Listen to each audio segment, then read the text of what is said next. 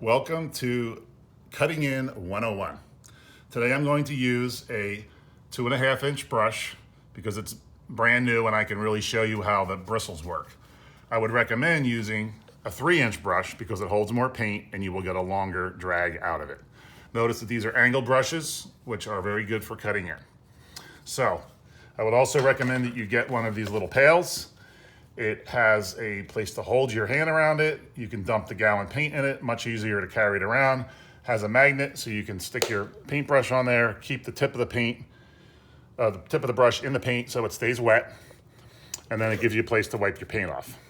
So to cut in, you dip your brush in, maybe halfway up, a third of the way up, and then the surface that's gonna go closest to the ceiling, you wanna get that excess paint off of there so you don't get it on the ceiling. So you dip and you wipe that surface off a little bit so the majority of the paint is here. Then you bring the brush up and push it against the wall and start to drag. And you spray out your bristles and get them real close to the ceiling. See, if you look, there's only a small little bit of that that's actually up against the ceiling. You bring it down until you run out of paint, and then you take it down. Then this is very important. You go back and forth like this a couple times carefully to take those brush marks out. So you just let your edge get about your brush 1/8 of an inch away from the edge to smooth out those brush marks.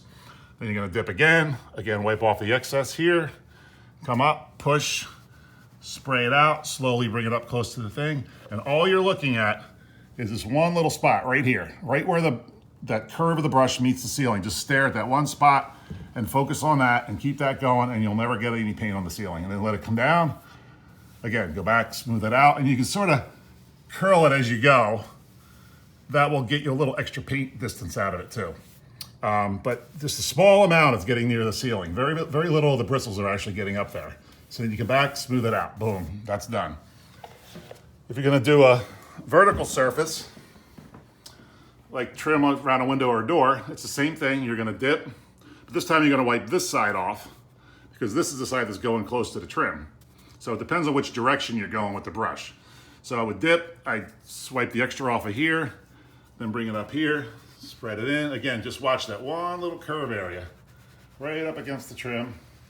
Bring it down, you'll see the paint will start getting thinner and it starts to run out, and you bring it away. And again, just go up and down once or twice to smooth it all out. And that's it. You're a pro.